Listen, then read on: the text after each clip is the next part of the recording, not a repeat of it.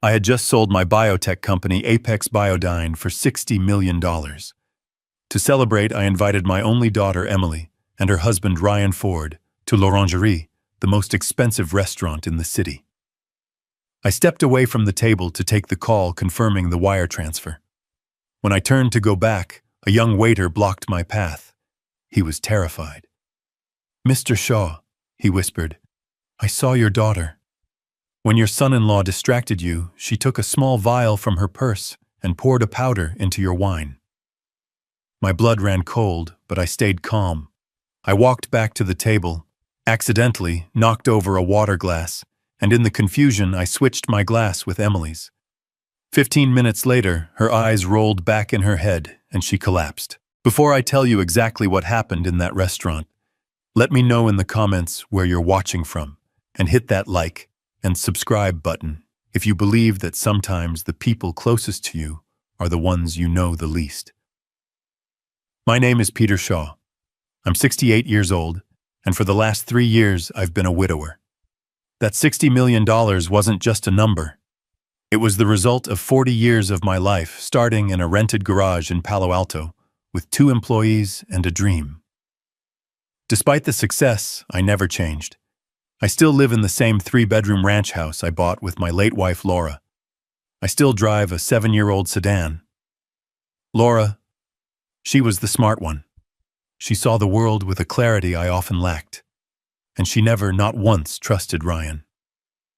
"He only looks at your checkbook, Peter," she'd warn me, her voice gentle but firm. "He doesn't see Emily. He sees a safety net." I'd always laugh it off. "He loves her, Laura. He's just ambitious." How wrong I was. Laura's been gone for 3 years, and her words echo in my head every time I see him. Emily and Ryan live a life I simply don't understand.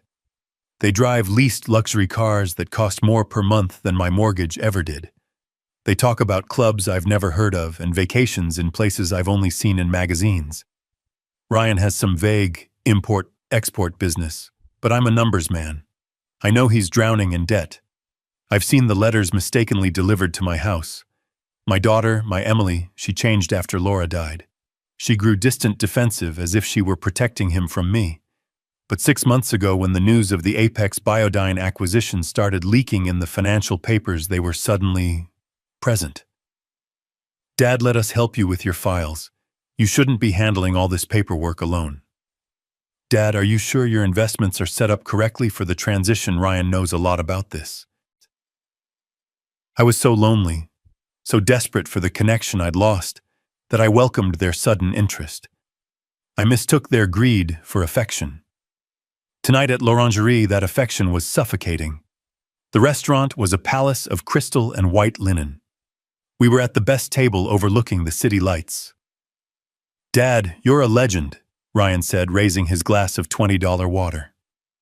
"To you, the man who built it all from nothing." Emily chimed in, her smile blinding.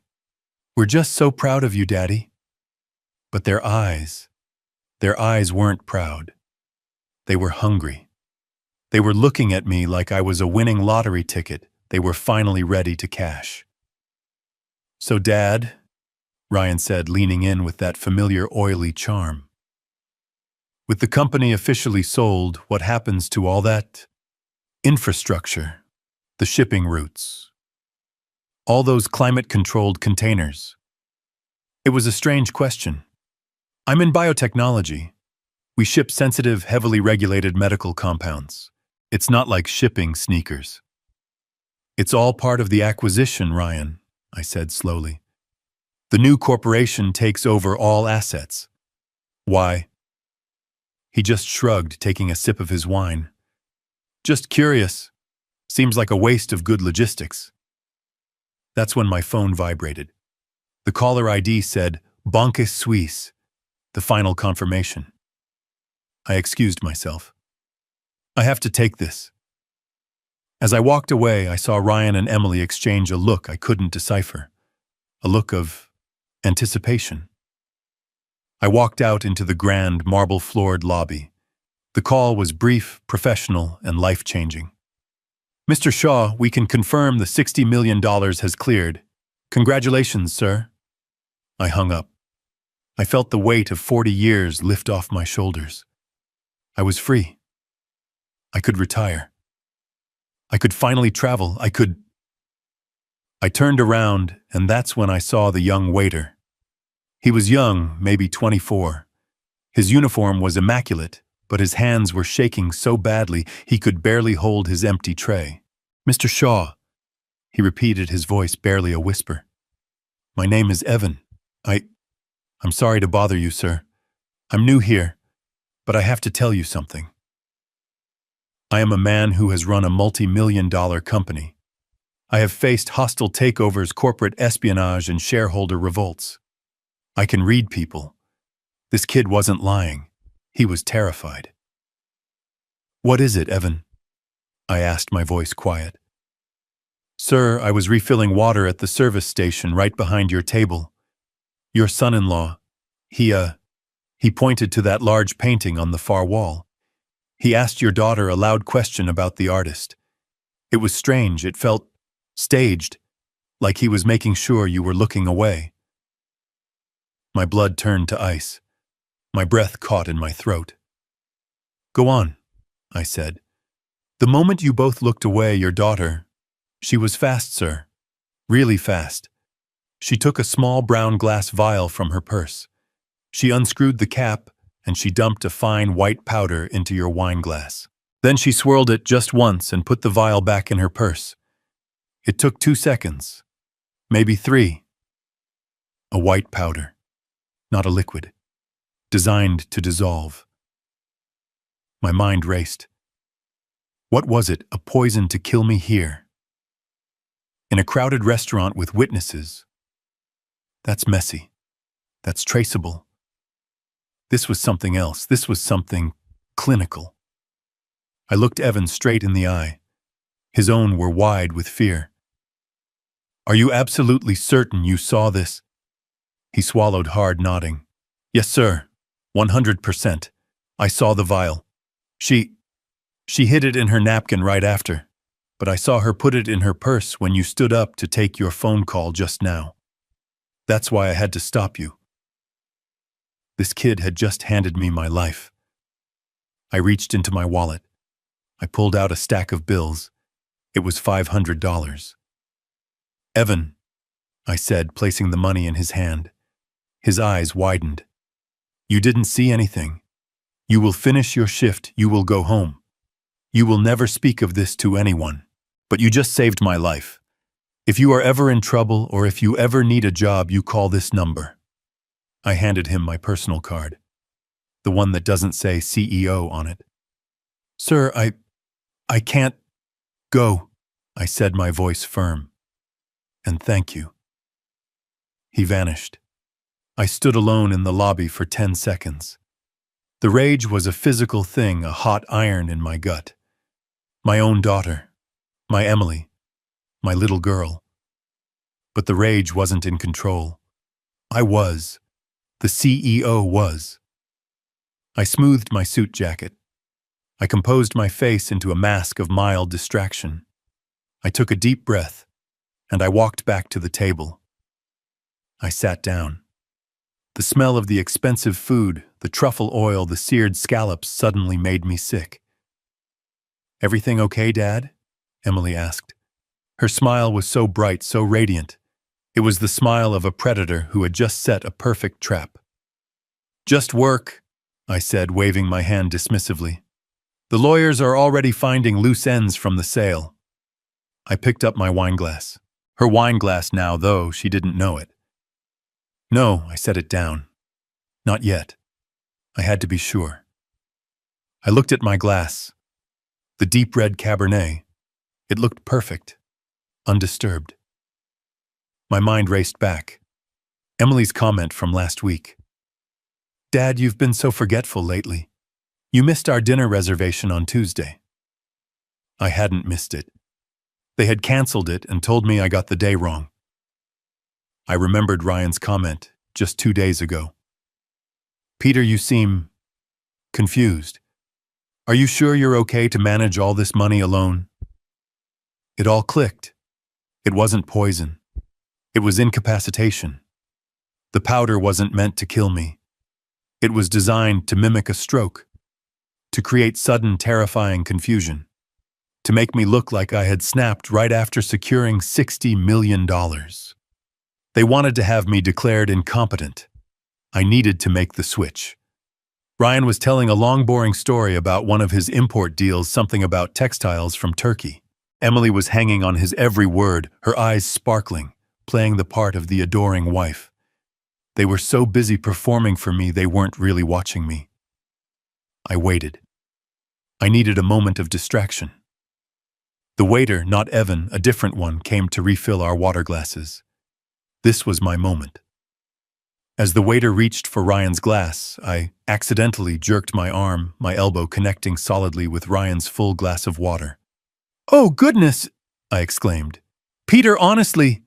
Ryan snapped, jumping back as ice water flooded the white tablecloth and dripped onto his $1,000 pants. It was chaos for 5 seconds. Emily gasped, "Dad!" Ryan cursed under his breath, grabbing his napkin. The waiter rushed in with more napkins, apologizing profusely. In that 5 seconds of chaos, my hands moved. It was a simple, fluid motion I had practiced in my mind a dozen times on the walk back from the lobby. My right hand picked up my tainted glass. My left hand picked up Emily's clean glass.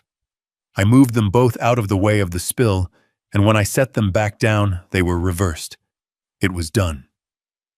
"I am so sorry, Ryan," I said, dabbing at the table with my own napkin. I guess I am a little tired. My old age is catching up to me." "It's fine, Dad," Ryan said, composing himself. He shared a knowing, triumphant look with Emily. They thought my clumsiness was the first sinning.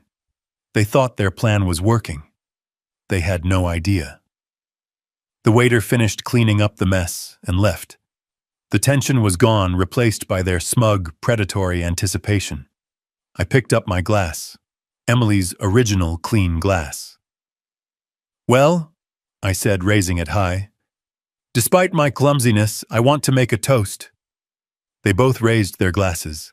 Emily was holding my original glass, the one containing the powder that was supposed to destroy my mind. "To family," I said, looking directly into Emily's eyes, "and to getting everything you deserve." "To family," Emily echoed, smiling that brilliant fake smile. She took a large, confident sip. The next 15 minutes were the longest of my life. I ate my steak, or rather I moved it around my plate. I listened to Ryan brag about a European expansion he was planning with my money, I assumed. And I watched Emily. It started subtly. She blinked hard as if trying to clear her vision from a fog. "Ryan," she murmured, interrupting him mid-sentence.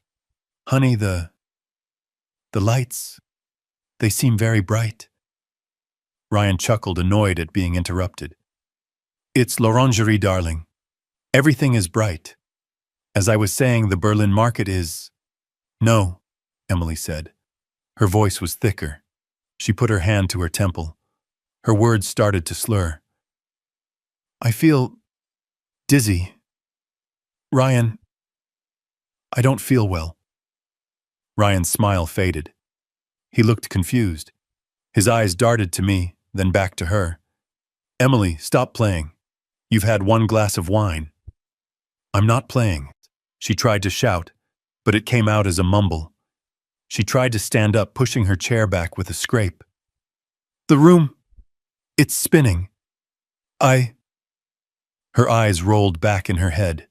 She slumped sideways, her body hitting the plush velvet seat with a dull thud. Her arms began to twitch. A small, faint seizure. Ryan stared, frozen in pure, unadulterated panic. I dropped my napkin and stood up, my face a mask of fatherly terror. "Oh my God! Emily, somebody call 911. I let the silence hang for 3 full seconds. The entire restaurant, a room built on hushed tones, and the clinking of expensive crystal was now dead quiet. Every eye was on our table. Ryan was staring at his wife, his mouth half open, his mind clearly not processing her collapse. but the collapse of his plan. He wasn't moving toward her. He wasn't crying out. He was frozen. That was my cue. I shoved my chair back, the heavy legs screaming against the polished marble floor. "My God, Emily!" I shouted. My voice cracked perfectly, a symphony of fatherly panic. I rushed to her side, grabbing her limp, cold hand. "Help, somebody, help, call 911. My daughter, she's not breathing right." I grabbed Ryan's shoulder, shaking him hard. He was still staring, his face a mask of pale, stunned horror. Not grief, not fear for her, but the raw logistical terror of an accomplice whose scheme has just exploded in his face. "Ryan, do something!" I yelled, playing the part of the confused, terrified old man. "Call an ambulance, don't just sit there." This snapped him out of it, but not in the way a loving husband would. He didn't rush to Emily's side. He didn't check her pulse. He immediately, instinctively tried to control the narrative. "No," Ryan said, his voice a low, sharp hiss. He grabbed his own phone but didn't dial. He looked at the restaurant manager who was approaching quickly, his face a mask of professional concern. "No 911, Ryan insisted. "She's fine. She's had too much to drink." I looked at him, my feigned confusion turning to feigned outrage. "Drunk, Ryan, she's convulsing. Look at her, she's shaking. She does this, Ryan said quickly, his eyes darting around the room, lying, building an alibi on the fly. She mixes her anxiety medication with wine. It happens all the time. It's embarrassing." He actually leaned down and tried to pull her up by the arm. "We just need to get her home. I'm so sorry, everyone." He was trying to move her. He was trying to get her out of the public eye, away from EMTs who would run tests, away from neutral doctors at an emergency room who would run toxicology reports. He needed to get her to his doctor, the corrupt Dr. Reed, to get his plan back on track. I saw Evan, the young waiter, my savior, watching from the service station. His face was pale, his eyes wide, locked onto mine. He knew what was happening. Ryan turned to the manager, his voice dripping with false embarrassment. "I'm so sorry about this. We'll take her. We're leaving. Just give us a minute to get her to the car." He was trying to stop the outside world from getting involved. He was desperate to salvage his plan. He leaned down to Emily again, but he wasn't checking her breathing. He was whispering, hissing in her ear, "Emily, get up now, stop this." I knew I had to override him. "He's in shock, though," I shouted to the manager, gesturing to Ryan. "He doesn't know what he's saying. She's not drunk. She barely touched her wine, she needs a doctor." Just as Ryan was about to physically lift Emily from the chair, Evan stepped forward, his own cell phone already pressed to his ear. "It's too late, sir," Evan said, looking past Ryan to the manager, his voice loud and clear in the silent room. "I've already called 911. They are on their way. They said not to move her under any circumstances." Ryan's head snapped toward Evan. The look in his eyes was no longer panic. It was pure, unadulterated murder. "You did what?" he spat. "You little... I told you she was fine, you're fired. You have no idea what you've just done." The manager, a tall man who was clearly not paid enough for this, stepped between them. "Mr. Ford, the waiter did the correct thing. If a guest collapses on our premises, we are legally required to call for medical assistance. Please step back." Ryan's mask of the charming, successful son-in-law was gone. He looked trapped, a cornered animal. He stared at me, his chest heaving, and I saw his mind finally putting the pieces together. The spilled water, the switched glasses, my sudden elderly clumsiness. He knew. He didn't know how I knew, but he knew I had done this. The wail of sirens cut through the night, growing closer, louder. The sound was a beautiful, terrible symphony. It was the sound of my plan working. It was the sound of justice arriving. The paramedics rushed in, pushing a gurney, their movements efficient and fast. They ignored Ryan's protests, brushing him aside. "Sir, We need you to step back. Ma'am, can you hear me? What did she take? One of them asked, shining a light in her eyes. I don't know, Ryan yelled, trying to regain control. It's her medication. She mixes it. It's for anxiety. Which medication, sir? We need a name. Ryan froze. Of course he froze. He couldn't say the name of the antipsychotic drug without incriminating himself. I don't know the name. It's just for anxiety. She keeps it in her purse. They loaded her onto the gurney. She was unconscious, her face pale and slack. For a second I felt a genuine pang of pity. She was still my daughter, my Emily. But she had made her choice the moment she uncapped that vial. The restaurant was silent. Every diner, every waiter, every busboy was watching. I followed the gurney out, hunched over, playing the part of the grieving, confused father. My baby. Oh God. Is she going to be okay? I whimpered. We reached the ambulance doors. The paramedics were loading her in. I stood on the sidewalk under the flashing red and blue lights.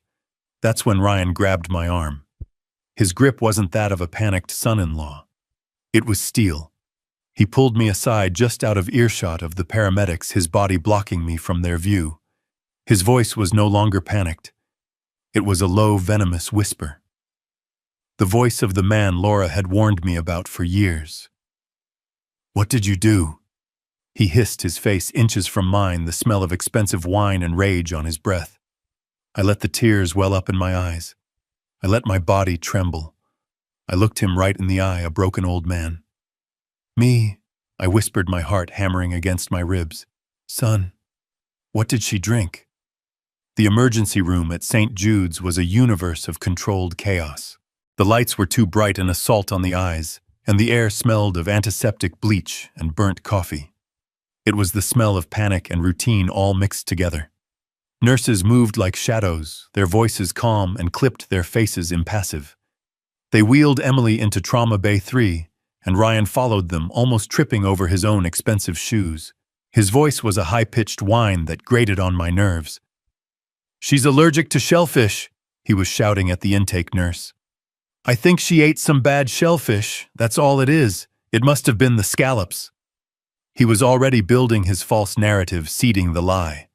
I hung back, playing the part I had chosen. The shocked elderly father, confused by the noise, my hands clasped in front of me, just watching.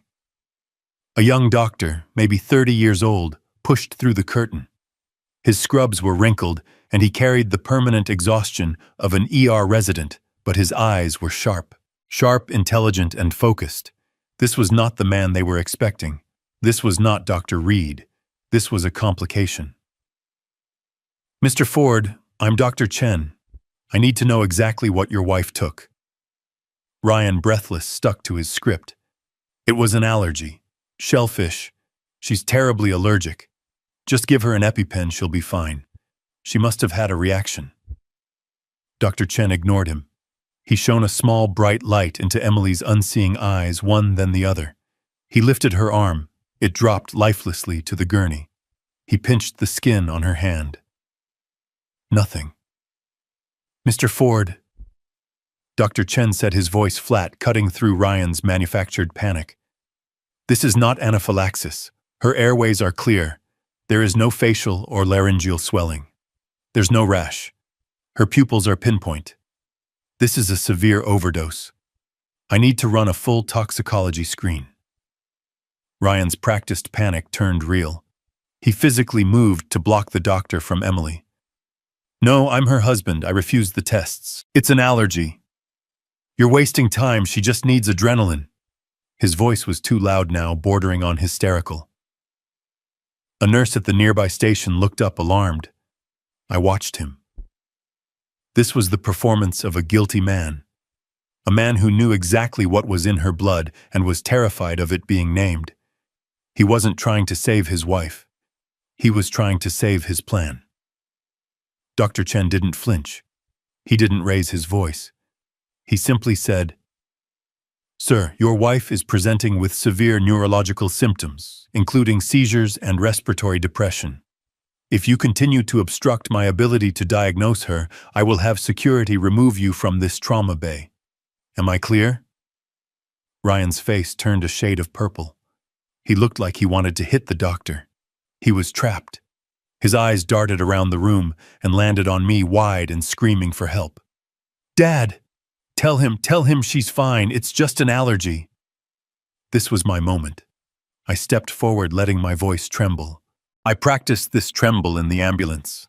I let the tears, which were very real, well in my eyes, though they were tears of rage, not grief. "Doctor," I whispered, grabbing his arm, "please, just save her. My son, he's in shock. He doesn't know what he's saying. Do whatever you have to. Please, just save my little girl." Dr. Chen looked at me with a flash of genuine pity. He nodded, dismissing Ryan completely. "Thank you, Mr. Shaw. We will." He turned to the nurse. "Full talk screen CBC head CT. Push Narcan just in case and get her on a saline drip. Now." Ryan was defeated. He slammed his fist against the wall, a performative act of grief for the nurses, but I knew it was the rage of failure. We were moved to the sterile gray waiting room. The chairs were hard plastic bolted to the floor. The coffee in the styrofoam cup I held tasted like acid. Ryan was pacing the length of the room, his phone pressed to his ear, whispering furiously. I saw him mouth the name Reed several times. He was trying to get his real doctor here. He was trying to intercept the results to control the narrative. But it was too late. The machine was already in motion. I just sat there under the buzzing fluorescent lights and finally let myself process it. I thought back to Laura.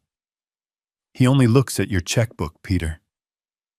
Her voice was so clear in my memory, a gentle warning I had dismissed as a mother being overprotective of her daughter. Men like that, she had said, they don't build things. They just take. I had been a builder my entire life, and he was a taker. I thought of Emily, my sweet, bright Emily. How had he corrupted her? How had he turned her against the father who had given her everything? The answer was simple: money. The $60 million. But the plan, it was so specific. The drug, the symptoms, it all pointed to one thing. I remembered the emails. About a week ago, I had been on Emily's laptop trying to find a family recipe for her mother's lasagna that she had supposedly saved. I had accidentally seen her inbox. There was a subject line that stuck with me: the Shaw contingency. I thought it was about a surprise party, maybe for my retirement. I smiled and closed it. Contingency. What a fool I'd been. And I remembered Ryan's questions. Not just about the shipping containers, but about me. "Dad, are you sure you're feeling okay? You seem to be forgetting things. You missed our dinner reservation on Tuesday."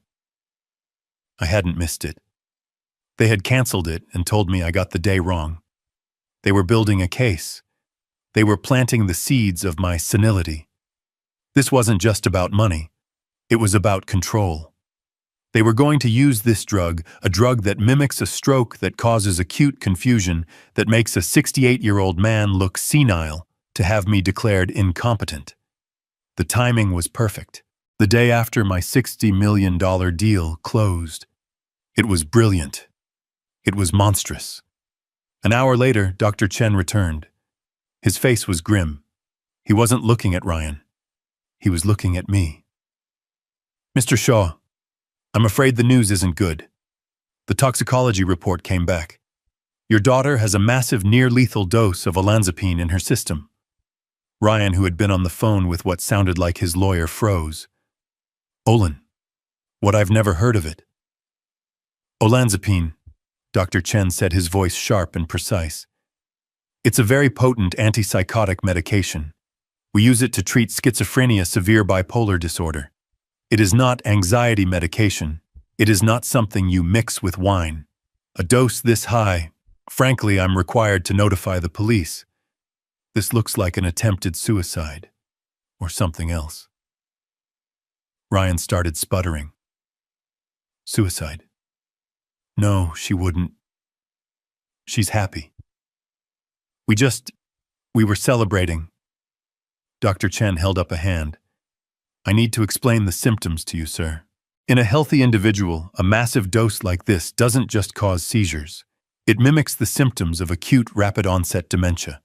It causes confusion, slurred speech, psychosis, and neurological damage that can look identical to a severe stroke. And there it was. The final disgusting piece of the puzzle. It wasn't just any drug. It was the perfect drug. A drug that wouldn't just make me sick. It would make me look crazy. They weren't just trying to hurt me. They were trying to erase me. To legally erase my mind, my identity, my signature. They were going to have me committed. They were going to put me in a home, take control of my $60 million, and leave me to rot in a diaper drooling into my soup while they lived on my life's work. Ryan was staring at the doctor, his face ashen. He finally understood that the doctor wasn't just diagnosing Emily. He was describing the very weapon they had chosen. The plan was in ruins. Is she going to be okay? Ryan stammered his act as a loving husband returning, but it was too late. His voice was hollow. We're pumping her stomach and administering the antidote, Dr. Chen said coolly. She'll be very sick for a few days, and she will be placed under a 72-hour psychiatric hold, as is protocol. But yes, physically, she should recover. Dr. Chen looked at me, his eyes full of pity. Mr. Shaw, I'm so sorry you had to see this. I'll give you two a moment.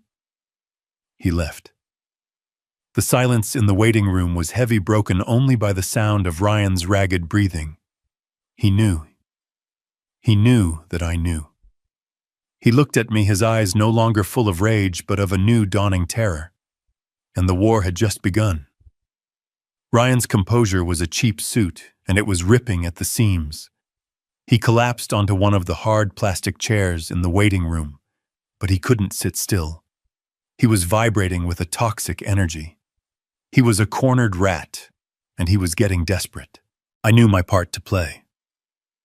I slumped into a chair across from him, burying my face in my hands. I let my shoulders shake, mimicking the sobs of a broken old man. I was crying, but not for Emily. I was crying for the daughter I had already lost, the one who had tried to chemically erase my mind. Dad, Ryan's voice was sharp, suspicious. Are you okay? I looked up, letting him see the tears I knew were staining my face. I don't understand, Ryan. Antipsychotics? Why would she have that? Does my daughter have schizophrenia? Have you been hiding this from me? It was the perfect question. It gave him an escape route, a lie he could build on. He seized it. I didn't want to tell you like this, Dad, he said, his voice dropping into a fake, compassionate whisper. We've been struggling. She's been seeing a doctor. Dr. Reed. She must have confused her bottles. She must have taken the wrong dose. Dr. Reed. The first piece of the puzzle. I filed the name away. Oh, God, I whimpered. My poor girl, and Dr. Chen said the police. Why the police, Ryan? He's an idiot. Ryan snapped, his mask slipping. He doesn't understand. He's just a resident. He's overreacting. I'll handle it. I'm calling Dr. Reed right now. He'll come down here and straighten this all out. He'll explain. Yes, I said, my voice trembling. Yes, please, son. Call him. I need some air. I think I'm going to be sick. I staggered to my feet, hunched over, and pushed my way through the double doors leading to the main corridor. I didn't go to the bathroom. I didn't go outside. I hid in a small alcove by the vending machines, just out of sight of the waiting room doors, but close enough to hear. Ryan must have thought I was gone. He burst out of the waiting room a second later, his phone already to his ear. He was pacing, his voice a venomous whisper that echoed in the sterile hallway. "Reed, it's me. The plan is a disaster. She drank it. Emily drank it." He stopped listening, his free hand tearing at his hair. "I don't know how the old man... He must have... I don't know. It doesn't matter. He's here acting all confused and broken, but... Reed, he's here. He's not the one who took the drug." Another pause. Ryan's face was contorted with rage. "Yes, she's stable, but they ran a tox screen. They know it's olanzapine. They're talking about a psych hold, police reports. This is falling apart." He was practically vibrating now. He slammed his fist against the cinder block wall. "What do we do?" "The hearing is at 8 a.m. That's in 5 hours. How are we supposed to get a conservatorship over him? If he's the picture of health and she's the one in the psych ward, 8 a.m., the second piece of the puzzle. Dr. Reed, an 8 a.m. hearing." "No," Ryan suddenly yelled into the phone. "No, you listen to me. You're in this just as deep as I am. Your gambling debts aren't my problem. You were paid to handle the medical side, so you handle it. You get down to this hospital. You tell them Dr. Chen is an idiot. You tell them you're her primary physician. You tell them she's unstable, that she's a suicide risk, that she's been stealing his medication. I don't care what you say, just fix this. And you'd better be ready to testify at 8 a.m. He hung up, breathing like he'd just run a marathon. He stood there for a moment, his back to me, trying to regain his composure. He ran his hands through his hair, straightened his suit jacket, and took a deep, shuddering breath. Then he turned and saw me. He froze. His face went completely white. He had no idea how long I'd been standing there. "Dad," he stammered.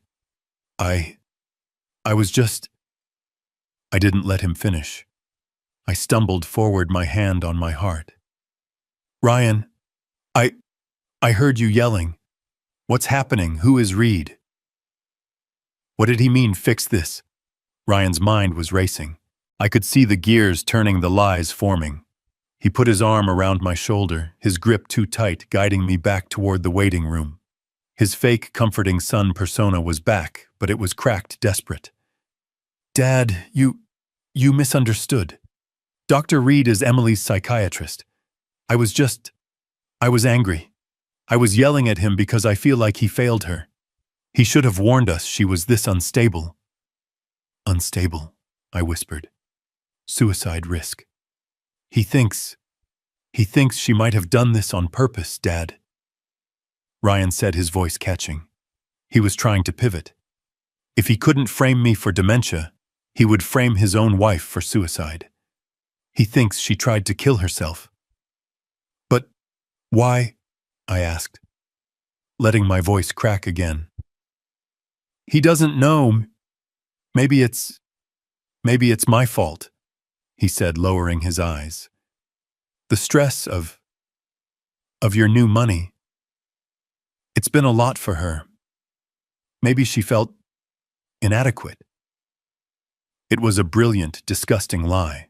He was already planting the idea that my $60 million was the problem, the destabilizing force that had driven his wife to this. I let him guide me back to the chair.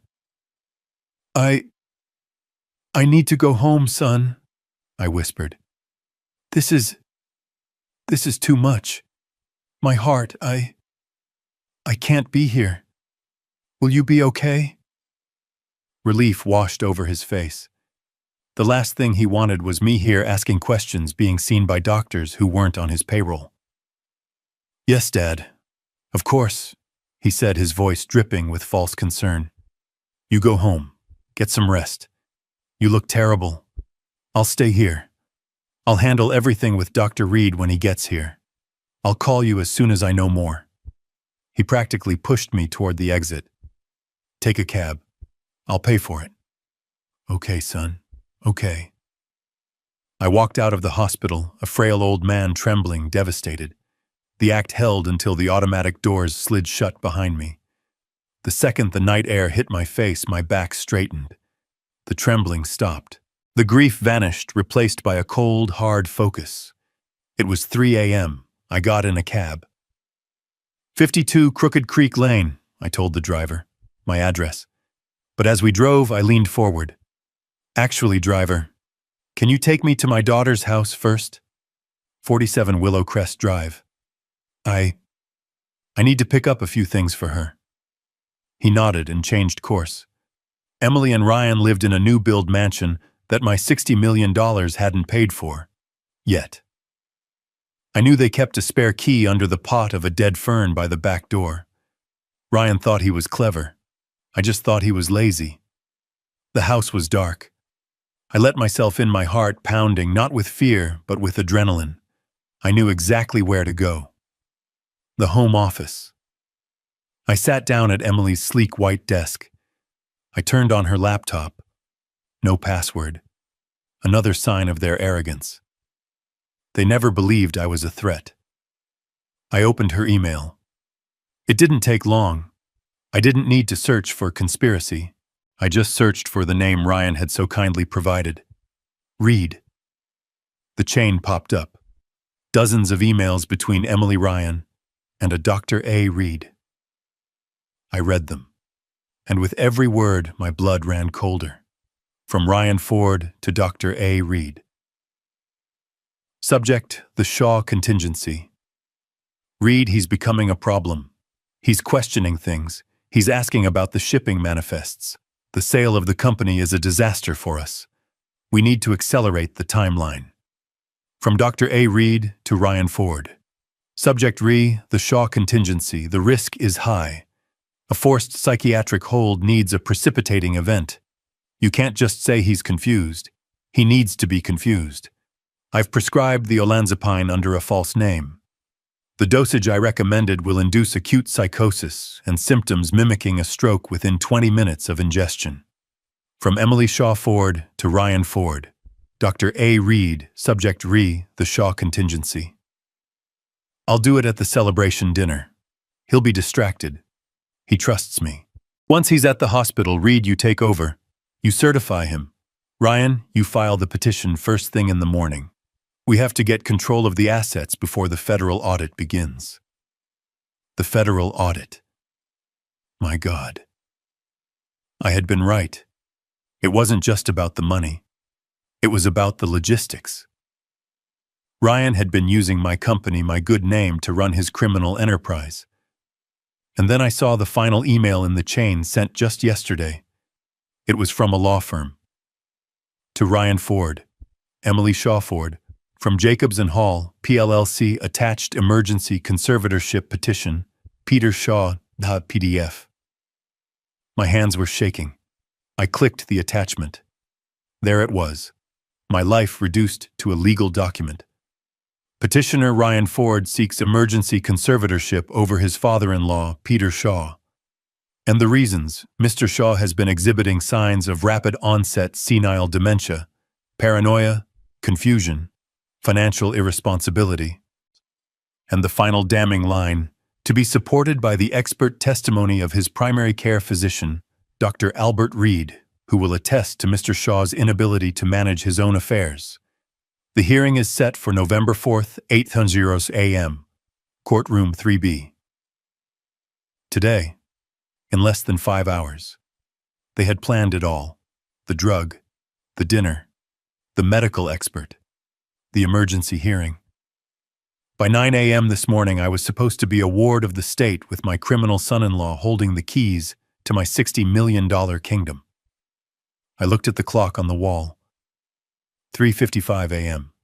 I closed the laptop. I had everything I needed. Not today, I whispered to the empty, silent house. Not ever.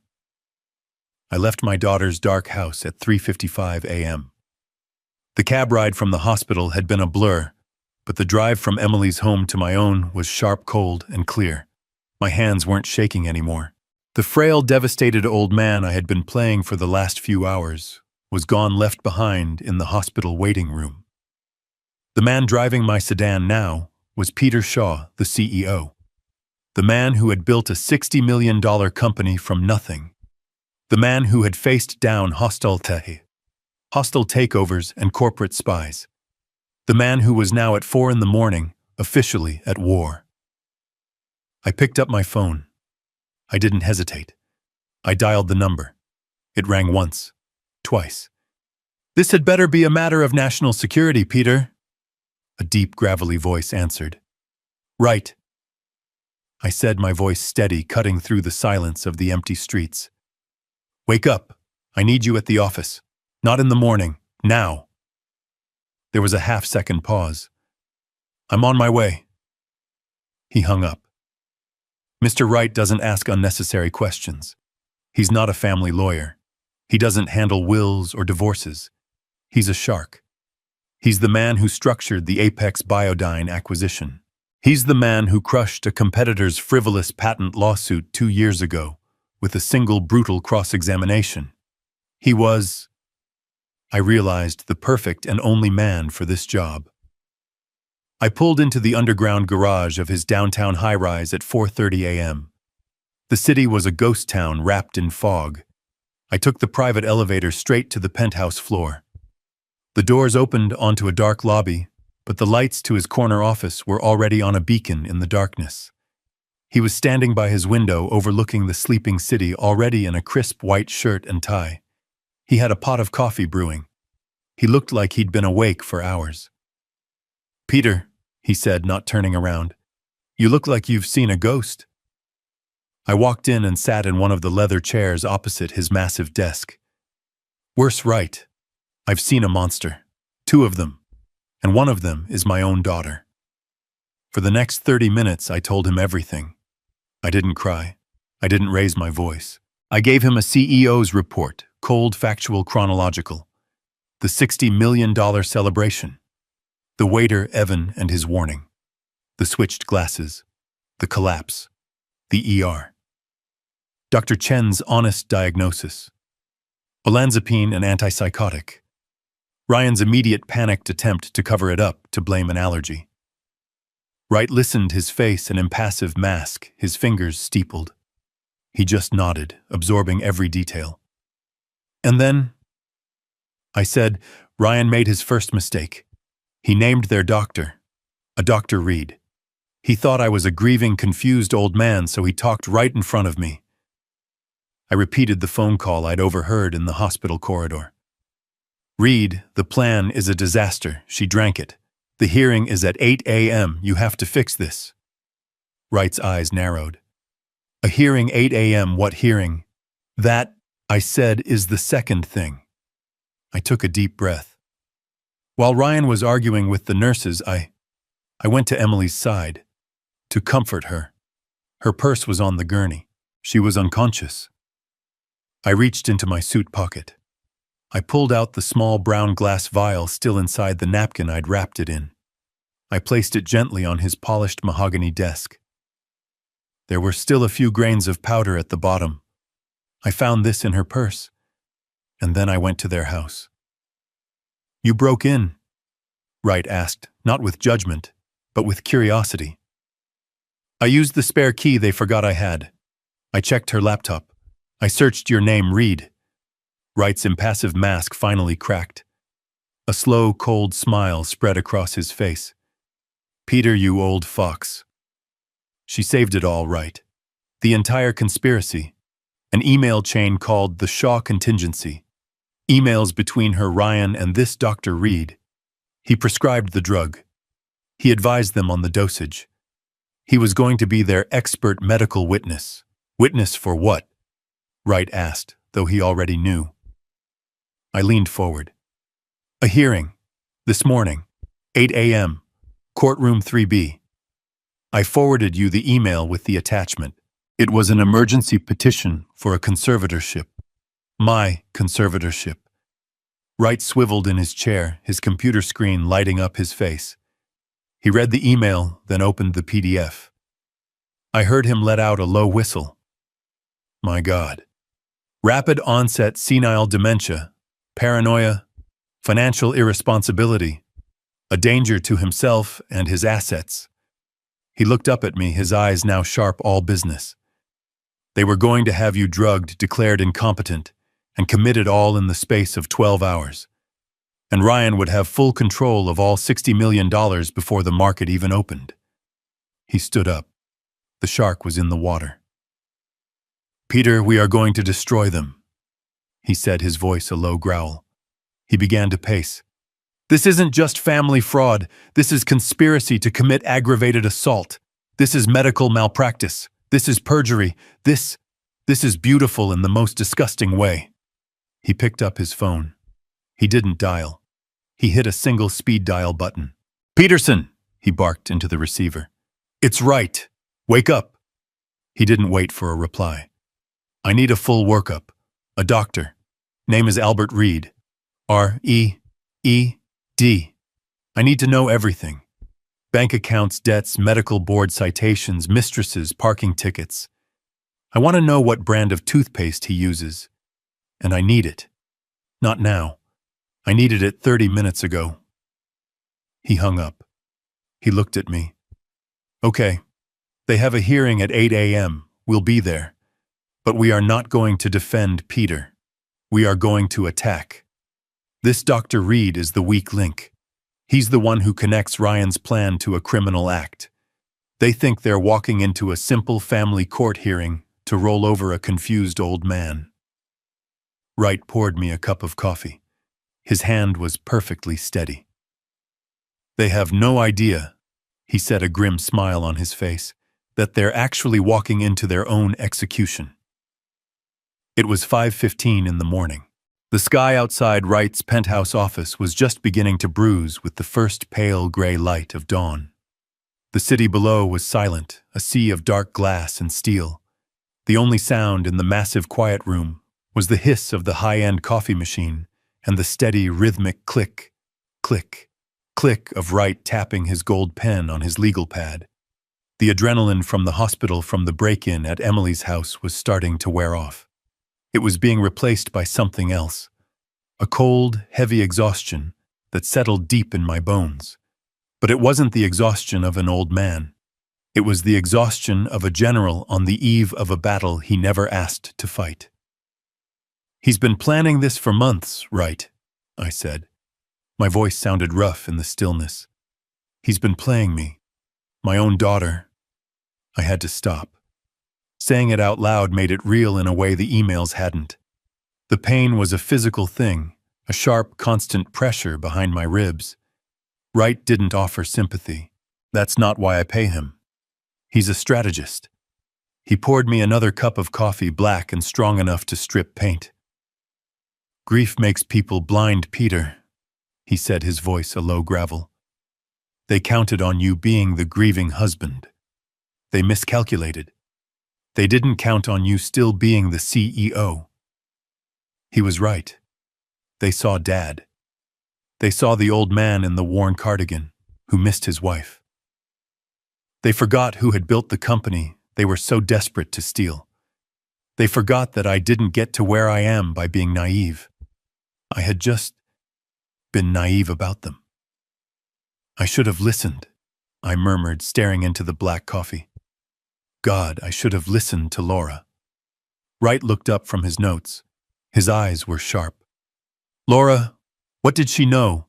She saw him." I said, the memory washing over me, fresh and painful. From the very beginning, from the first dinner he had at our house, Ryan was so charming, full of compliments, laughing at my bad jokes. I was happy for Emily. But Laura, she had that X-ray vision for people. That night after they left, she was quiet. I asked her what was wrong. I could still see her clear as day, sitting in our old armchair by the fireplace, a book open on her lap that she wasn't reading. "He doesn't see her, Peter," she told me, her voice soft. "He sees her name. He sees Shaw. He sees Apex Biodyne." I told her she was being cynical. I told her Emily was in love and happy, and that was all that mattered. She tried again. I continued, my voice growing thick. About a year later, Ryan had just lost a major investment. $20,000 of their money or so, he said. Emily came to me crying, humiliated. Of course I wrote the check. I thought I was helping my daughter. That night Laura was furious. Not at me, at him. I looked at Wright, the shame of that memory hot on my face. She said, "He's a taker, Peter. He only looks at your checkbook. He's a parasite.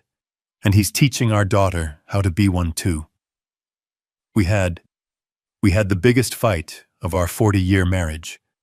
I accused her of being jealous of Emily's happiness. I told her she was wrong. I closed my eyes. The coffee cup was warm in my hands. She never brought it up again. She knew. She saw this coming, and I was too blind, too proud to see it. She's been gone 3 years, and the first thing Ryan did after the funeral, after a respectful 2 weeks, was ask me to co-sign a loan for a new car. And I did it, for Emily's sake. And now, this. Wright nodded slowly, absorbing the emotional data. Okay. So it started as simple greed. But this, drugging you an emergency court hearing, this is desperation, Peter. $300,000 for the doctor is a massive lever. Ryan must be in his own hole. Deep. Deeper than just credit cards. And that's when the other piece clicked into place. The piece that had been bothering me for months. The one that never made any sense. "The shipping manifests," I said, almost to myself. Wright's head snapped up. "What?" "Ryan, he's always asking about my shipping operations. My company, Apex Biodyne. We ship highly controlled biological compounds, genetic samples, experimental pharmaceuticals. They move in climate-controlled, GPS-tracked containers. It's a logistics nightmare heavily monitored by the FDA, the DEA, you name it. It's the most secure and most boring part of my business." "And he was interested in it?" Wright asked. "Obsessed," I said. "For the last 6 months he's been asking, 'Dad, how secure are those routes? Who handles your customs clearance in Rotterdam? Ever had a container just go missing?' I thought it was just idle curiosity. I thought he was trying to sound smart to impress me, to show interest in my work."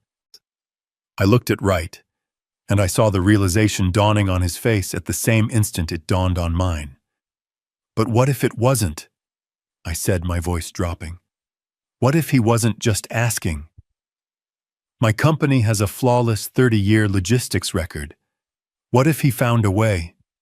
What if he was using my corporate routes, my clean, fast-tracked shipping lanes, to move his own imports?" Wright's eyes lit up with a terrifying cold clarity. "My God, Peter, if he was piggybacking on your shipments, the sale of the company wouldn't just be a payday for him. It would be a disaster. A $60 million acquisition by a Bahabak triggers a mandatory top-to-bottom federal audit. A full deep-dive audit of everything, including every single shipping manifest for the last 5 years." The room suddenly felt ice-cold. "He wasn't trying to get the $60 million, I whispered, the full, ugly truth finally landing. "He was trying to stop the audit. He needed to get power of attorney. He needed to get control of the company before the sale finalized so he could bury the evidence of his own crimes." Before Wright could even respond, the private line on his desk buzzed. It was a harsh, slicing sound in the 6 a.m. stillness. He snatched it up. "Peterson, talk to me." He listened. His face, already grim, darkened. He scribbled a note. "Where? How much? Are you sure?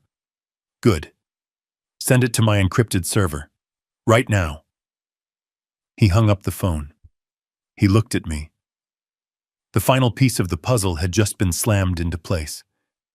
"It's worse than we thought," Wright said, his voice flat. "Our private investigator just ran the financials on Dr. Reed. He didn't just find debts. He found the source. Reed owes $310,000, gambling debts, to an offshore sports book." Wright paused, letting the weight of the next words land. "And guess who the parent company of that offshore book is?" I waited. "A shell corporation based in the Caymans. RF Imports." "Ryan Ford Imports," I whispered. Ryan doesn't just owe Reed money, Wright said, standing up and grabbing his briefcase. Ryan owns him. He's not a conspirator. He's a puppet. He checked his watch. 6:15 a.m. Let's go, Peter. We have a hearing to attend. The phone on Wright's desk shattered the 6 a.m. silence. It was a harsh digital ring, an alarm signaling the next phase of the battle. We both stared at it. My caller ID showed Ryan's face smiling, taken at a barbecue last summer, a lifetime ago. Wright just nodded once. Speaker Peter, and remember who you are. You're not a CEO. You're a confused, terrified old man who just saw his daughter collapse. I took a breath. I picked up the phone. My hand was steady, but I made my voice tremble. Hello, Ryan. Dad? Oh, thank God, where are you? I've been calling your cell, the house. I was about to call the police. Are you okay? His voice was a masterpiece of fake concern, a performance so slick it made my skin crawl. He was an artist of deceit. I don't know. I stammered, cupping my hand over the phone as if I were trying to hide my words from the world. I'm at a diner. A coffee shop. I couldn't be in the house, Ryan. Not after last night. All of Laura's things, I needed to think. I heard him let out a long, slow sigh. It wasn't a sigh of relief that I was safe. It was the sigh of a predator who had just located his prey. He thought I was weak, broken, and wandering the streets in a daze. He thought he had me. Dad, I understand. I really do, he said, his voice dripping with false sympathy. But listen to me. I have some news. It's about Emily. Emily? I asked, my voice cracking. Is she worse?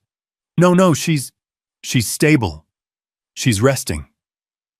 He paused, setting the hook. But I just spoke to her doctor. Her real doctor. The specialist who's been treating her, Dr. Reed. Reed, I repeated as if trying to place the name. The man you were calling from the hospital. Yes, Dad. Ryan said, his voice smooth and reassuring. He's been treating her for this condition for months. He came to the hospital as soon as I called him. He reviewed her chart. He talked to Dr. Chen. And I pushed. What did he say? Here it came. The second trap. Dad, he's worried.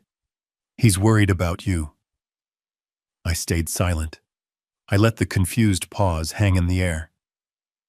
Me, I finally whispered. Why? Why me? He says based on what I told him. Your forgetfulness lately. Your outburst at the restaurant. How you were so confused. He was using my own act against me, turning my feigned symptoms into his evidence. He says these neurological conditions, they can be genetic. He says what happened to Emily. It could be a precursor to what's happening to you. It was brilliant, I had to give him that. It was a disgusting, brilliant lie. He was building a bridge connecting his wife's suicide attempt directly to my senility with his paid-off doctor as the foundation. I don't understand, I said, my voice shaking. I feel fine. I'm just upset, son. Dad, listen to me, Ryan said, his voice hardening just a fraction, taking on an air of authority of a son forced to take charge. Dr. Reed is a professional. He's the best in his field, and he's on his way to your house right now to check on you. It's for your own good. I'll meet him there in 30 minutes. There it is, I thought. The trap wasn't just a phone call. It was a house call. He couldn't get me to the hospital, so he was bringing his corrupt doctor to me. Reed would arrive, find me alone, confused and agitated from the night's events. He would perform a preliminary exam in my living room, and then at 8 a.m. he would testify under oath that he had just seen me, and that I was without a doubt a danger to myself and my $60 million estate. He was moving the battlefield from the hospital, which he had lost, to my home, which he thought he controlled. I had to give him the performance of his life. "No!" I shouted into the phone, a high-pitched paranoid wail. "No doctors, I'm not. I'm not sick. I don't need a doctor, Ryan. I'm fine, I'm just tired. Why are you doing this?" I gave him exactly the symptoms he was paying for. I gave him the erratic behavior his petition required. I could hear the smile in his voice as he tried to soothe me. "Dad, you hear yourself. You're yelling. You're not making sense. This is exactly what Dr. Reed warned me about. This is the confusion. Please, Dad, just go home. I know you're scared, but just go home and let the doctor talk to you. For me. Do it for Emily." I looked across the desk at Wright. He was watching me, his expression unreadable, but his eyes were alive, analytical. He was enjoying this. I let out a long, shuddering sob, a broken sound torn from the throat of a man who had lost everything. "Oh God! Oh God! A doctor! At the house! Laura! I don't know what to do. I don't know." I was giving him a masterpiece of senile panic. "It's okay, Dad," Ryan said, his voice now a venomous, comforting coo, the voice of a snake lulling its prey. "Everything is going to be okay. You just need help. We're going to get you help. Just go home. I'll meet you and Dr. Reed there in 30 minutes. We'll sort this all out. We'll take care of you." "Okay," I whispered, my voice sounding small and defeated. "Okay, son. Help. Yes. I need help. I'll go home. I'm on my way." I hung up the phone. The line went dead. The silence in Wright's office was absolute, a heavy velvet curtain. I looked at Wright. He hadn't moved. The cold, thin smile on his face was the only thing in the room that seemed alive. "He's a good liar," I said. My voice was instantly back to normal, cold, steady, and sharp. "He's a desperate liar," Wright corrected, standing up and closing his briefcase with a heavy final click. "He just confirmed his entire plan. He's sending his star witness, the corrupt doctor, to your house to manufacture evidence for a hearing that he doesn't know we know about." Wright checked his platinum watch. 6:45 a.m. "He thinks he has you trapped, Peter. He thinks you're a scared old man running home to hide, about to be cornered in your own living room by his medical expert." I stood up and straightened my tie. The fatigue was gone. The adrenaline was back, clean and sharp as glass. "So, what's our move?" Wright picked up his briefcase. He walked to the door and held it open for me, the lights of the empty hallway gleaming on the marble floor. "A good trap," Wright said, his smile all teeth. "Let them go to your house. Let them wait. Let Dr. Reed ring the doorbell of an empty home for the next hour, wondering where his confused patient is. Let them panic." "And where will we be?" I asked, walking past him into the hall. Wright's voice echoed in the empty corridor as we walked toward the elevator. Peter, we have a hearing to attend. Courtroom 3B, 8 a.m. sharp. And he said, pressing the elevator button, are going to be early. 7:45 a.m. The fluorescent lights of the county courthouse hallway hummed, casting a sick, greenish glow on the cheap linoleum floors. The air smelled of stale coffee and old floor wax. This wasn't my world. My world was boardroom negotiations and international contracts. This was a place of petty squabbles and family betrayals. It felt dirty. Mr. Wright and I stood at the end of the hall, just watching the door to courtroom 3B. We were early. They were earlier. Through the small wire mesh window in the door, I could see them. My family. My executioners. Ryan was pacing. He was wearing his best suit, a dark charcoal wool that I probably paid for, but he looked like hell. His eyes were bloodshot, his skin pale and clammy. The stress and adrenaline from the night's disaster were rolling off him in waves. He was a man who had gambled everything, and was desperate to see the final card. Next to him was his lawyer, a young slick man in a suit that was too shiny, his hair slicked back with too much gel. He looked like he'd gotten his law degree from a late-night television commercial. And then there was Dr. Reed. He wasn't pacing. He was sitting on the hard wooden bench, completely still, his hands clasped so tightly, his knuckles were white. He was a man in a cage of his own making. A $300,000 cage. He kept dabbing at his forehead with a handkerchief, his eyes darting toward the door every few seconds. He was terrified of me. He should have been terrified of Ryan. Ryan stopped pacing and leaned in to whisper to his lawyer. I couldn't hear the words, but I didn't need to. I knew exactly what they were saying. I could almost hear his frantic hiss. He's not here. It's 7:48. He's not coming. The lawyer must have put a calming hand on his arm, motioning for him to keep his voice down. He probably told him what a gift this was. And then Ryan spoke again, his voice a low, triumphant rasp that carried just enough to be heard in the quiet hall where I stood.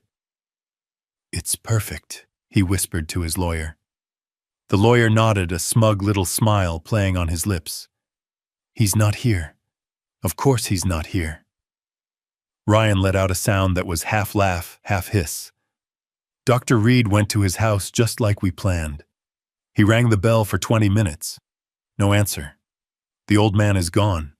He's probably wandering the freeway in his bathrobe by now. He leaned in closer, his voice dropping, but his arrogance making it sharp. This is better than the original plan. He's a missing person. He's confused, he's scared, he's a danger to himself. This just proves our case. The judge will have to grant the emergency petition. We'll have the guardianship before 9 a.m.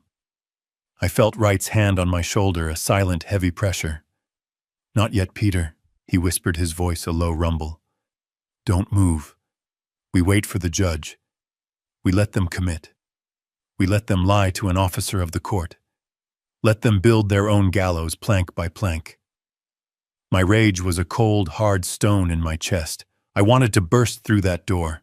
I wanted to see the look on my son-in-law's face. I wanted to grab him by his expensive choking tie and ask him how he dared to destroy my family. But Wright was right. This wasn't an emotional outburst. This was a corporate takedown, and timing was everything. We heard the bailiff's voice from inside. All rise. The Honorable Judge Anderson presiding. The clock on the wall read 7:59 a.m. Wright straightened his tie. He looked at me, and his eyes were not the eyes of a lawyer. They were the eyes of a shark that smells blood in the water. Showtime, he said. We stood outside the heavy oak doors of courtroom 3B. I could hear the sharp rap of the gavel followed by the bailiff's voice. All rise. The Honorable Judge Anderson presiding. I checked my watch. 8 a.m. on the dot. Wright put a hand on my arm. Patience, Peter. Let him take the bait. Let him lie to the judge. Inside, I could hear the rustling of papers. The judge, a man with a reputation for being impatient and sharp, cleared his throat. His voice was a dry rasp. We are here for the emergency hearing regarding the conservatorship of one Peter Shaw. Case number 774B. Is the petitioner, Mr. Ryan Ford, present? I pictured Ryan, my son-in-law, standing up. I pictured his slick, cheap lawyer at his side. I heard the scrape of a chair. A new voice. Young arrogant. Ryan's lawyer. Yes, Your Honor. Michael Jennings on behalf of the petitioner, Mr. Ryan Ford, who is present. I could hear the false sympathy in his voice, a slimy, practiced tone that made my stomach turn. Your Honor, we are here today under the most tragic of circumstances. He was performing. My client, Mr. Ford, and his wife, Emily, Mr. Shaw's daughter, have been desperately trying to manage what can only be described as a catastrophic and rapid mental decline in Mr. Shaw. I closed my eyes. Catastrophic. Rapid. The keywords from their email. We had hoped to manage this privately, Your Honor. Jennings continued, his voice dripping with fake sorrow. But last night, a terrible incident occurred.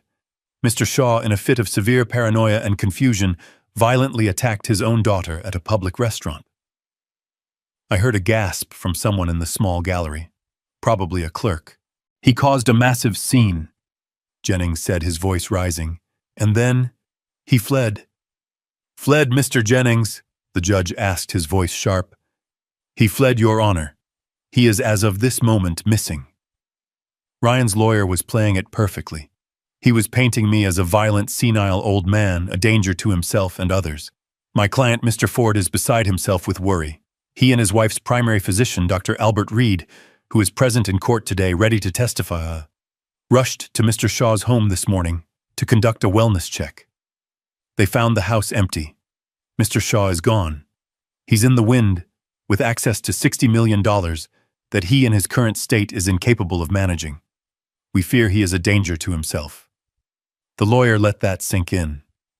We are here today to respectfully ask the court to grant an emergency guardianship to my client, Mr. Ford, so he can protect his father-in-law from himself, secure his assets, and get him the medical help he so desperately needs. The silence that followed was heavy, respectful. The lawyer had painted a devastating picture. I could hear the judge clear his throat, probably preparing to sign the order. He must have seen this a dozen times. A family struggling with an elderly relative who had lost his mind. A very serious allegation, Mr. Jennings, the judge's voice began. Given the assets involved and the fact that Mr. Shaw is missing, that was our cue. Wright didn't knock. He simply pushed the heavy oak door open. The thud of the door swinging on its hinges echoed in the suddenly silent courtroom. It was the loudest sound I'd ever heard. I apologize for our tardiness, Your Honor. Wright's voice was a low-pitched cannon. It filled the room, a voice of absolute power and control. It seems my client and I were given slightly incorrect information about the timing of this hearing. We stepped inside. Me first. Wright at my shoulder. I was not in a bathrobe. I was not confused. I was wearing my $5,000 custom-tailored Zegna suit, the one I had bought specifically for the Apex acquisition party.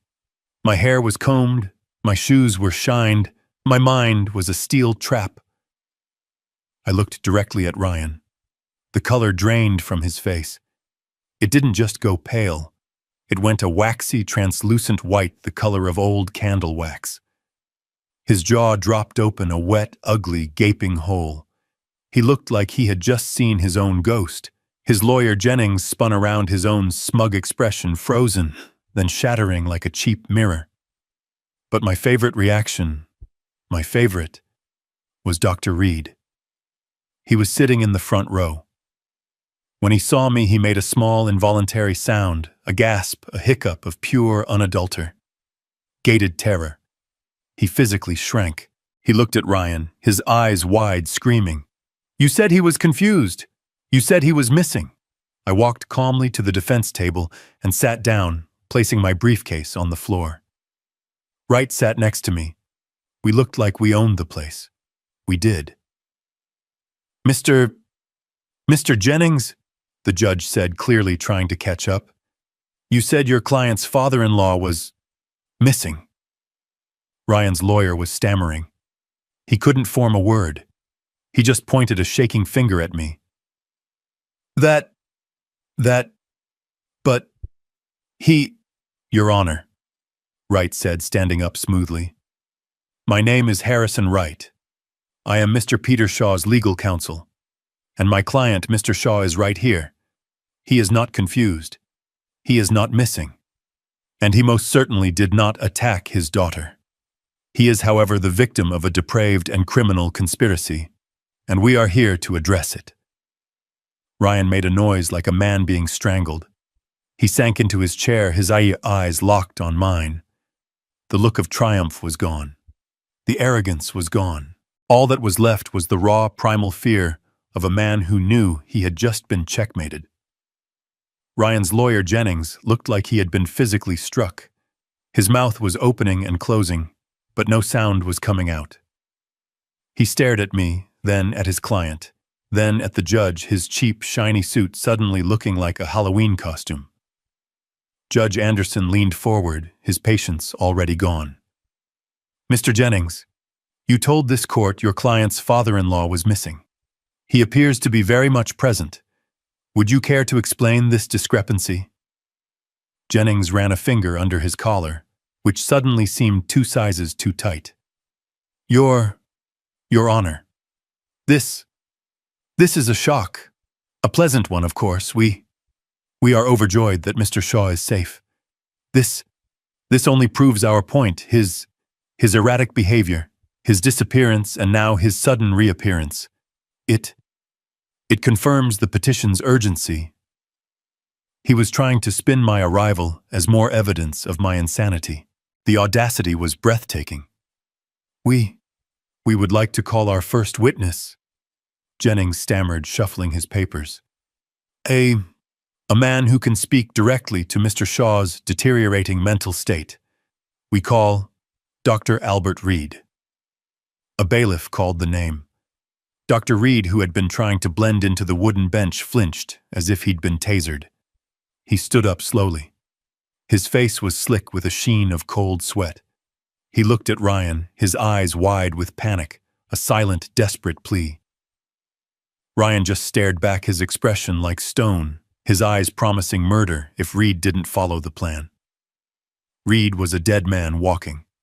He took the stand. He was sworn in. His hand was shaking so badly he could barely keep it on the Bible. Dr. Reed, Jennings began finding his footing again. You are Mr. Peter Shaw's primary care physician, is that correct? Reed cleared his throat. Yes. I have been consulting with him. Yes. And in your professional medical opinion, Doctor, what is Mr. Shaw's current mental state? This was it. Reed had to commit. He looked at me just for a second, then quickly looked away, focusing on a spot on the back wall. Mr. Shaw, Peter, he is in a state of severe decline, Reed said, his voice a reedy, practiced monotone. He is exhibiting classic signs of rapid onset dementia, paranoia, severe memory loss, agitation. He is deeply confused. In your opinion, is he capable of managing his own affairs? Absolutely not. Reed said, the lie coming easier now. He is a danger to himself. He is incapable of understanding complex financial matters, like, say, the $60 million sale of a company. He would be highly susceptible to outside influence. Thank you, Doctor. No further. Just a moment. Mr. Wright's voice cut through the room like a steel blade. He stood up, not with aggression, but with a kind of lethal, polite curiosity. I have a few questions for the doctor, Your Honor. Judge Anderson nodded. Counselor. Wright walked toward the witness stand. He was smiling. It was the most terrifying smile I had ever seen. Dr. Reed, good morning. Harrison Wright, counsel for Mr. Shaw. You've painted a very grim picture. You say you are Mr. Shaw's primary care physician. Yes. I have been overseeing his case. I see. That's fascinating, Wright said, pulling out a small file. Because I have Mr. Shaw's complete medical history right here going back 20 years. His actual primary care physician, a Dr. Aris Patel, has been seeing him for 2 decades, and his last physical 3 months ago declared him to be in perfect health for a man his age. Your name, Dr. Reed, doesn't appear, not once. So, let me rephrase. When did you begin overseeing his case? Reed was cornered. It was a private consultation, at his son-in-law's request. Mr. Ford was concerned. Ah, Mr. Ford was concerned. I see. And when was this private consultation? I visited him at his home several times. You visited him, Wright said, raising an eyebrow. At his home house calls. How very old-fashioned. And when was the last time you saw him? Reed saw his opening. He took it. This morning I went to his home this morning at Mr. Ford's request. He was deeply agitated. He was confused. He fled the house. He was yelling. It confirmed all my fears. So you saw him this morning? At his home? Wright asked. Yes, around 7 a.m. That's remarkable, Wright said, his voice full of fake admiration. Truly incredible. Because at 7 a.m. Dr. Reed, Mr. Shaw was sitting in my office in my presence, perfectly calm, drinking coffee and preparing for this very hearing. So I ask you again, Doctor, who exactly did you see this morning? The blood drained from Reed's face. He was caught in a direct, verifiable lie. I must have mistaken the time. It was yesterday. Let's move on, Wright said, waving a dismissive hand. Let's talk about your finances, Doctor. You mentioned you were concerned about Mr. Shaw's. Are you concerned about your own? Jennings, Ryan's lawyer, jumped to his feet. Objection, relevance, Your Honor. It is entirely relevant, Your Honor, Wright boomed. It speaks directly to this witness's motive and credibility. Overruled, the judge snapped. Answer the question, Doctor. Reed was pale. I don't see what my personal finances... Don't you? Wright walked to a legal easel and placed a large document on it. It was a bank statement. Do you recognize this account, Doctor? It's an offshore account, in the Cayman Islands. Your name. That's private. Not anymore, Wright said. Now let's look at this. A payment and another and another. Bi-weekly payments coming from a shell corporation called RF Imports. Are you familiar with RF Imports, Doctor? Reed said nothing. He was just sweating. Let me help you, Wright continued. RF Imports is a shell company owned by Mr. Ryan Ford, your patient's son-in-law. Wright flipped the page to a summary sheet. For 6 months, Dr. Reed, you have been receiving payments from Mr. Ford into this offshore account. The total as of last week is $310,000. The courtroom was absolutely silent. Ryan looked like he was going to vomit. So, Dr. Wright's voice dropped to a quiet, lethal growl. I have 2 questions for you. First, is $300,000 your standard fee for treating senile paranoia? Reed just shook his head, mute. Second, Wright said, moving closer. My investigator found that this account is directly linked to several online sports betting sites. Is it true, Dr. Reed, that you are over $300,000 in debt to Mr. Ryan Ford's personal bookie? Reed broke. It wasn't a slow crumble.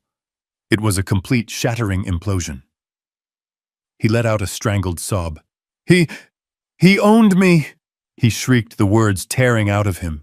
He owned my debt. He said he'd ruin me. He said he'd report me to the medical board. He told me the old man was already confused. He said it would be easy. He was sobbing now, a pathetic, broken man. He said he just needed a medical opinion to protect his family. He gave me the vial. He told me what to say. It was all him. He planned it all. He forced me. He collapsed forward, burying his face in his hands, his whole body shaking. The judge stared aghast. The stenographer's fingers were flying. Ryan's lawyer, Jennings, slowly sat down his case, his career evaporating before his eyes. And Ryan just sat there, frozen, his mask of sanity completely gone, his eyes wide and empty. He had lost, and he knew it. Dr. Reed's confession hung in the air, thick and toxic. The man was sobbing on the witness stand, a grotesque puddle of a human being. But Ryan Ford wasn't finished. He wasn't going to go down that easily. He leaped from his chair, his face a mask of purple, twisted rage. He pointed a shaking finger, not at Reed, but at me. He's lying, Ryan shrieked, his voice cracking. The doctor is lying. He's in on it with him. My father-in-law is the crazy one. He poisoned his own daughter. That's what happened. He attacked Emily at the restaurant. He's senile. He's violent. Arrest him. He was unraveling. It was a desperate, chaotic attempt to throw mud in every direction, hoping some of it would stick. His own lawyer Jennings just sat there, his head in his hands, having completely given up. The courtroom was in chaos. The bailiff was shouting for order. Judge Anderson slammed his gavel, the sharp crack cutting through the noise. "Silence, silence in this courtroom." The room settled. The judge looked at the sobbing wreck of Dr. Reed. He looked at the screaming, frantic Ryan Ford. And then he looked at me.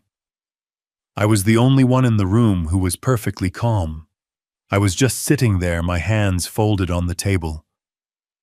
"Mr. Shaw," Judge Anderson said, his voice low and heavy, "you have sat here and listened to some extraordinary accusations. The petition before me says you are incompetent. The witness says he was paid to lie about it. And your son-in-law now accuses you of attempting to murder your own daughter. Do you have anything you would like to say?" This was it, the moment. Mr. Wright placed a reassuring hand on my arm. I stood up slowly. I buttoned my suit jacket. I turned not just to the judge, but to the small, stunned audience. "Yes, Your Honor, I do." My voice was calm. It was the voice of a CEO, not a victim. "The truth," I said, "is always simpler than the lies, and the truth is this." I looked at Ryan. His eyes were wide, burning with hate. "My daughter Emily did try to drug me last night. That is true. She poured a powder into my wineglass. A powder that Dr. Reed here," I nodded at the sobbing doctor, so kindly provided. "A drug designed to make me appear confused, paranoid, and senile." I paused, letting the room absorb it. "But she made a mistake. She drank the wrong glass." A collective gasp went up from the gallery. Judge Anderson's eyes widened. "That," I continued, "is the what. But the why. The why is so much more interesting. And it has everything to do with my son-in-law." I turned my full attention to Ryan. "Your Honor, my son-in-law Ryan Ford orchestrated this entire thing. But his motives were misunderstood. Even by me until 6 o'clock this morning." I saw a flicker of new fear in Ryan's eyes. The fear of the unknown. He didn't do this just to get his hands on my $60 million. He did it because he was desperate. I let the word hang in the air. "You see, for the last year, Mr. Ford has been asking me strange questions about my company. Not about profits.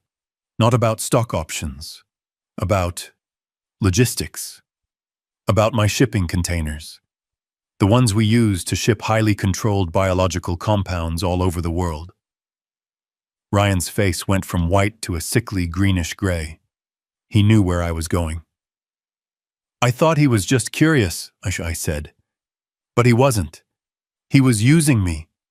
He was using my company's clean, federally approved shipping lanes to smuggle his own illegal goods into this country." Ryan's lawyer Jennings, who had been defeated, suddenly looked up, his face a mask of pure terror. He clearly had no idea. "My $60 million deal wasn't his goal, Your Honor. It was his problem. It was his death sentence." I looked back at the judge, who was leaning forward, hanging on every word.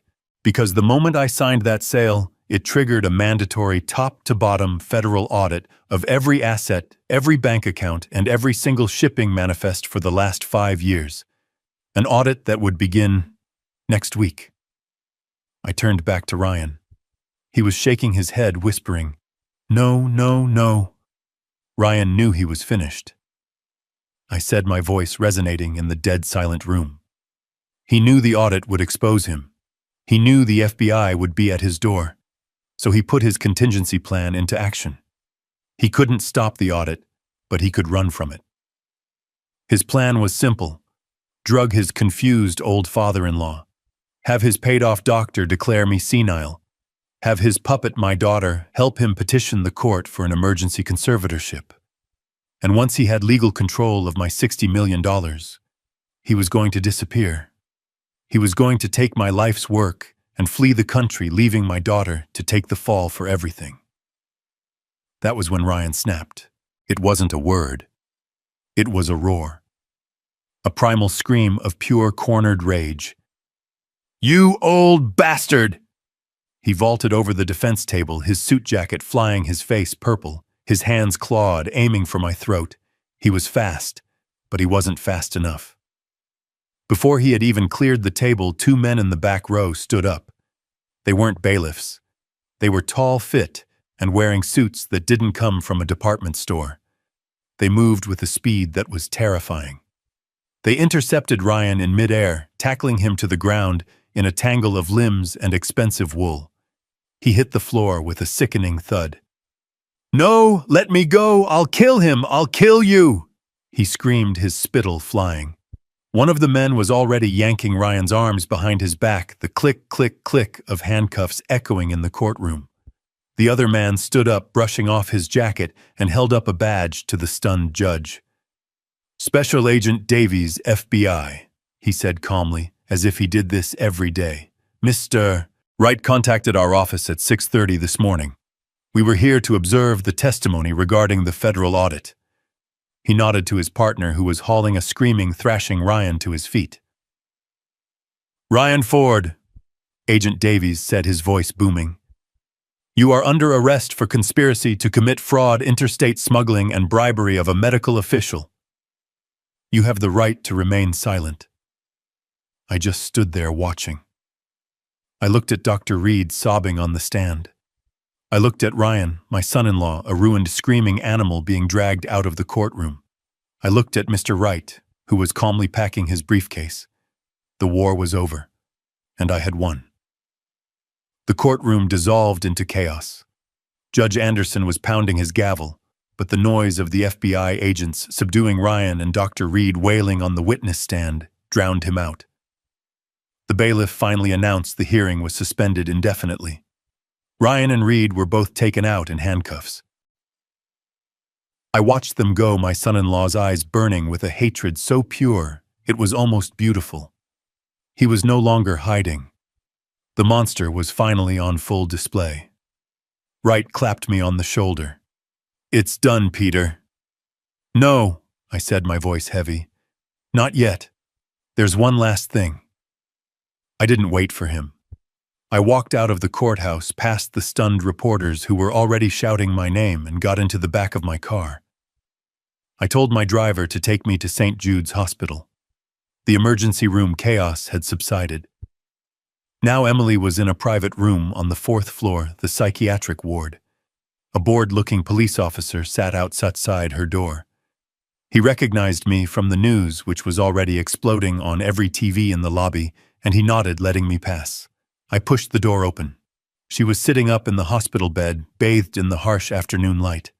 The IV was still taped to her arm. Her face was pale and blotchy, her hair a tangled mess. She wasn't my bright, vibrant Emily. She was a hollowed-out shell. The television in the corner of her room was on the volume low. A local news anchor was speaking urgently. Being led out of the courthouse in handcuffs. Ryan Ford, son-in-law of billionaire philanthropist Peter Shaw, has been arrested on federal smuggling and fraud charges. They were showing the footage. The video of Ryan tackling me, of the FBI agents taking him down. Emily was watching, her whole body shaking, silent tears streaming down her face, creating dark, wet patches on the thin hospital gown. She looked up as I entered. Her eyes were wide, not with guilt, but with the terror of being caught. "Dad," she whispered, her voice a broken croak. "Dad, what happened? I just woke up. I saw this on the news. Ryan, what did they do to him?" She was lying. Even now, after everything, her first instinct was to lie, to play the victim, to pretend she was just a confused, innocent bystander in the wreckage of the life she had helped destroy. I didn't raise my voice. I didn't yell. I felt nothing but a profound, bone-deep tiredness. The rage was gone, burned away in the courtroom. All that was left was the ash. I walked to the window and stood looking down at the city traffic. "They arrested him, Emily," I said, my voice flat. But why?" she sobbed, clutching the thin hospital blanket. Smuggling fraud. I don't understand. Dad, I didn't know. I swear I didn't know he was doing any of that. I just thought. I turned to look at her. Her beautiful face, so much like her mother's, was twisted into a mask of deceit. And for the first time I saw her clearly. Not as my daughter, but as his accomplice. You knew, Emily, I said.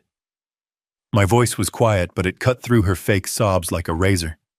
She stopped crying, her breath hitching. What? You knew, I repeated, walking closer to the bed. You didn't know about the smuggling. I'll give you that. He was probably smart enough to keep you out of that part. But you knew about the rest. No, Dad, You knew you were going to drug me, I said, my voice unyielding. You knew you were going to a hearing this morning to have me declared insane. You knew Dr. Reed was a fraud. You knew you were helping your husband steal $60 million from your father. You knew that. She stared at me, her eyes wide with panic. The lies were gone. Only the truth remained. You chose him, Emily, I said, the weariness washing over me. I spent 40 years building a life for us, for you. He spent 6 months whispering poison in your ear. And you chose him. You chose the money. It wasn't like that, she pleaded, the tears now real. He convinced me. He said you were losing it. He said you were going to lose the money. He said it was the only way to protect you. And you believed him, I asked.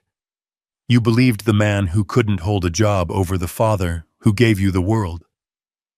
You believed him so much that you were the one who held the vial. You were the one who poured it into my glass. She had no answer. She just crumpled, folding in on herself.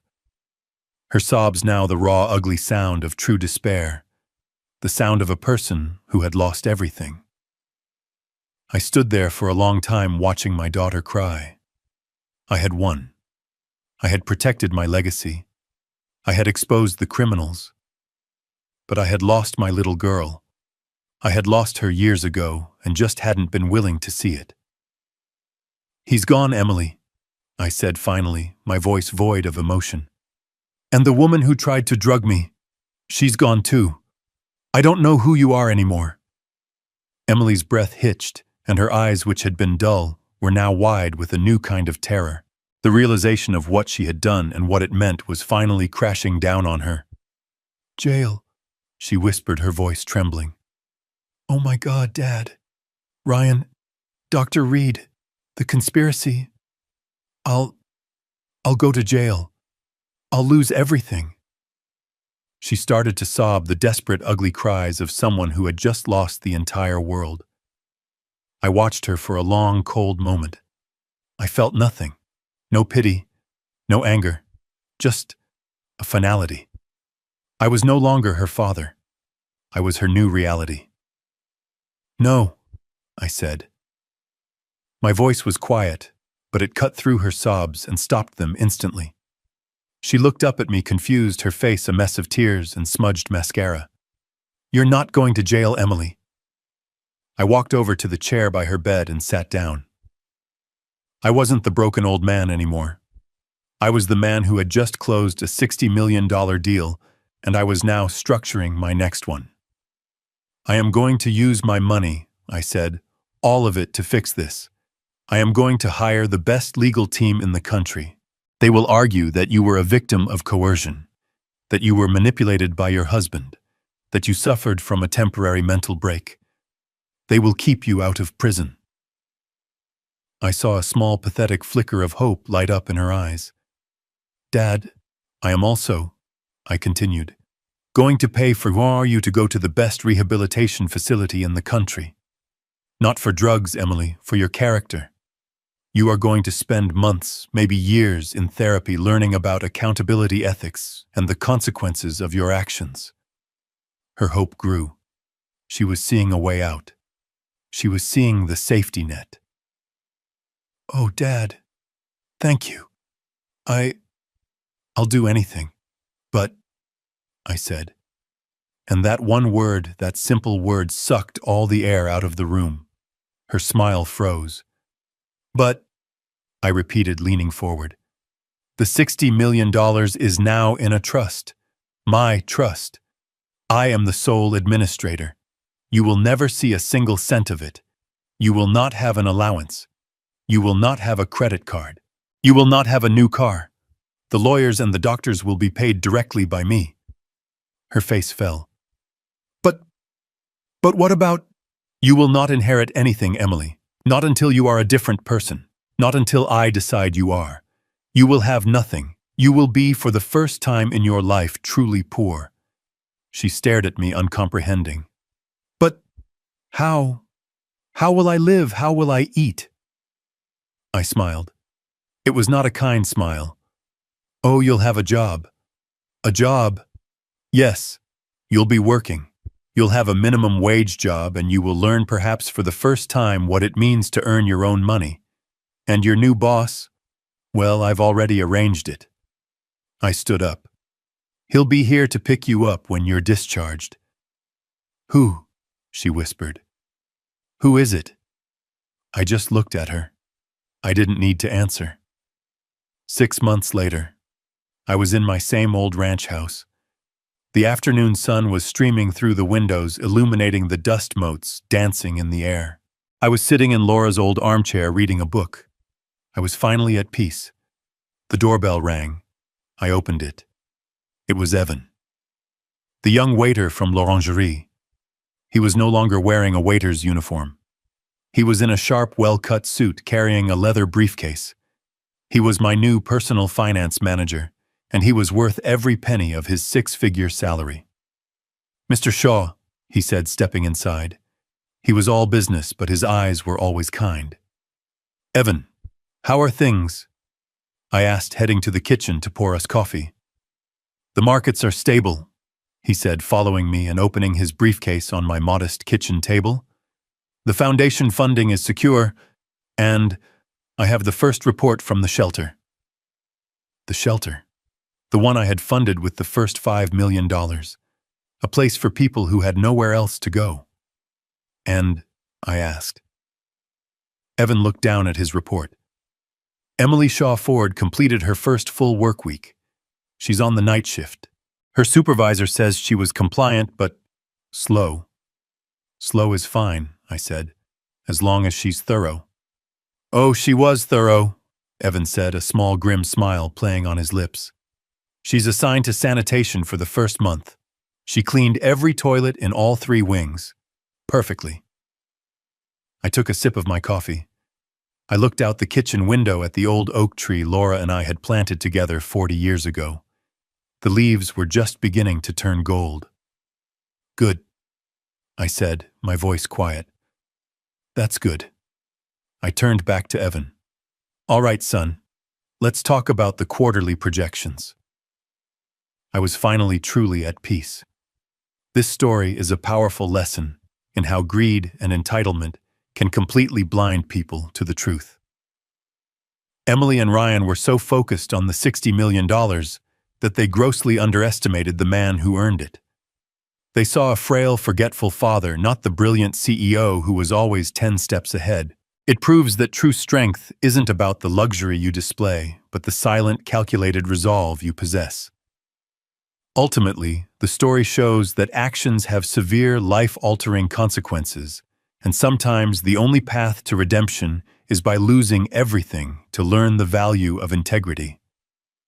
What would you have done in Peter's shoes was his final decision, an act of justice, or was it a cold revenge?